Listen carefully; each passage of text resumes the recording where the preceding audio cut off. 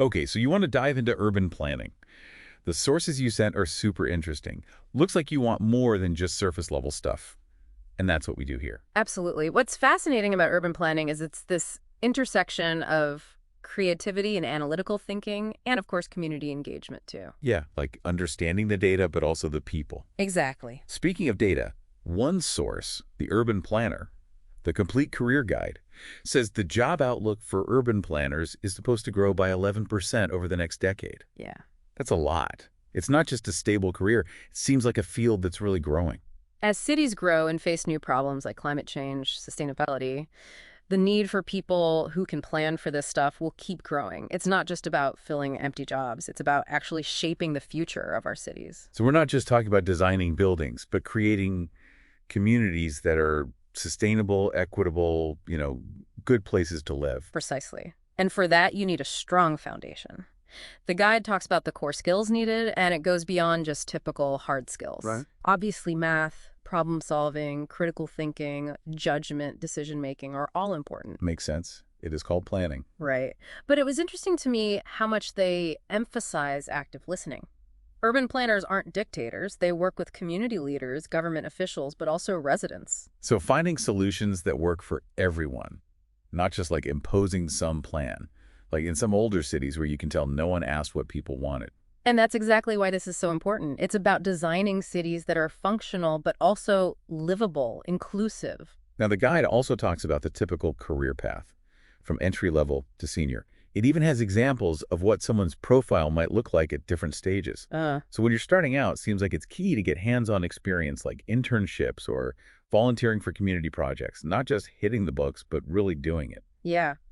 And then as you move up, leadership becomes more and more important because senior urban planners, they're the ones giving guidance on big projects. They're working on policies, they mentor junior staff. They're not just planning projects, they're shaping the field. So it's a mix of concrete skills, but also these softer skills. Definitely. And you included some stuff about RoleCatcher? Oh, right. Which is a platform for job seekers. Yeah. They've got some interesting tools like a CV and resume builder, even an AI interview coach, and something to help you get seen by employers, which is really helpful with how competitive things are. For sure. Technology is really changing how we think about careers. And platforms like RoleCatcher use AI to make searching for a job easier, less stressful even, I think, like having a personal career coach with you all the time. Yeah, exactly. But going back to urban planning, we've talked about demand, the skills you need, what the career path looks like. But what does an urban planner actually do every day? Well, picture this. One morning, you're looking at data, like demographics, traffic, that kind of thing. Right. Then in the afternoon, you're talking with people about a new park they want. Yeah. And of course, there's always zoning rules, environmental reports. That never ends. It really is a mix of being analytical, but also working with people, right? It's not just maps, it's how people actually use the spaces. And that reminds me, the guide also really stresses communication.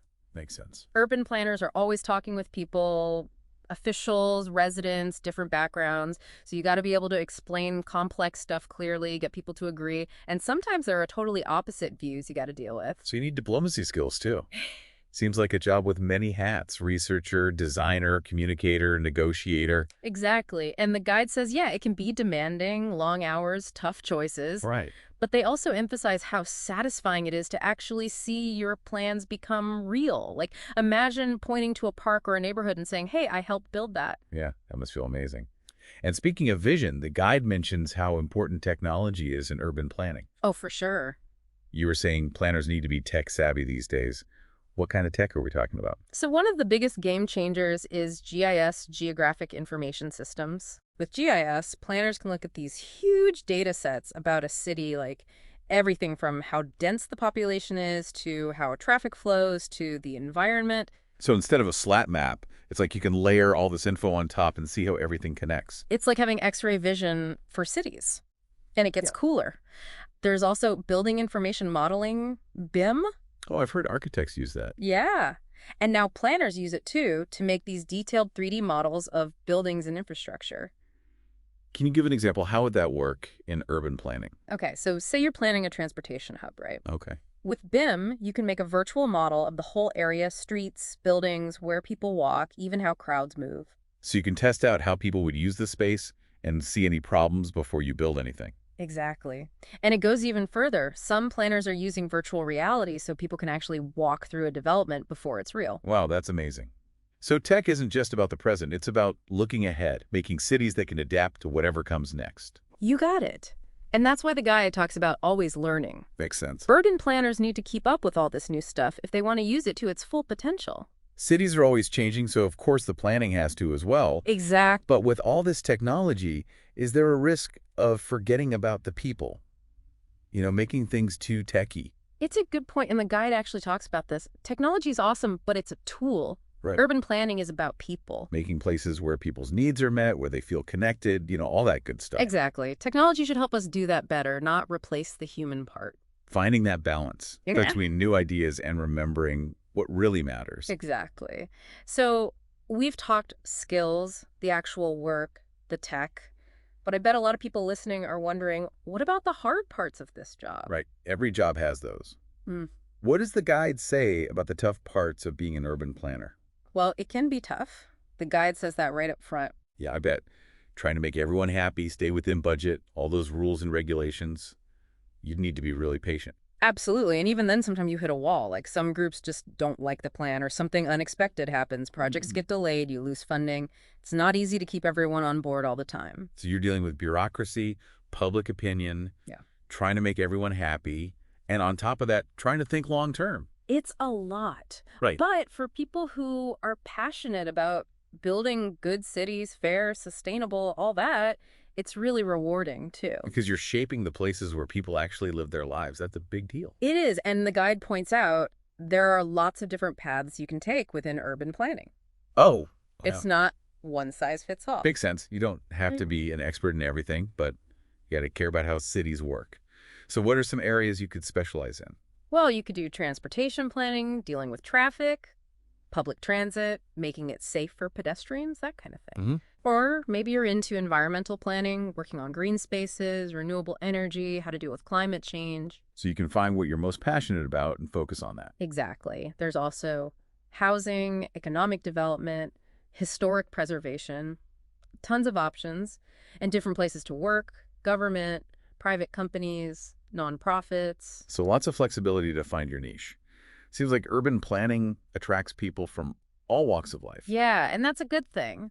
Having different perspectives is what brings new ideas, new solutions. Right. The guide emphasizes how collaborative it is. You're always learning from other planners, from the community, even from the city itself. Like you're all working together to figure out this huge puzzle that keeps changing.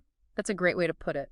For people just starting out, they suggest getting internships, volunteering, shadowing someone more experienced. Yeah, get your hands dirty, make connections, learn by doing. Exactly. And as you move up, maybe you go back to school, get another degree or some certifications to keep learning. Always learning. It's crucial in a field that changes so fast. Makes sense. Cities aren't getting any simpler. Definitely not. And with things like population growth, climate change, all the new technology, it's only going to get more complicated. Exactly. That's why we need good urban planners who are really passionate about making better cities for everyone. Couldn't agree more. Well, that's our deep dive into urban planning. We covered the skills, the tough parts, the tech, and how much this field impacts our lives. It's a glimpse into a complex world. If you're interested, go explore. Talk to people in the field. Maybe even imagine yourself being a part of it. The future of our cities might depend on it. That's a great point to end on. Thanks for joining us for another deep dive. See you next time.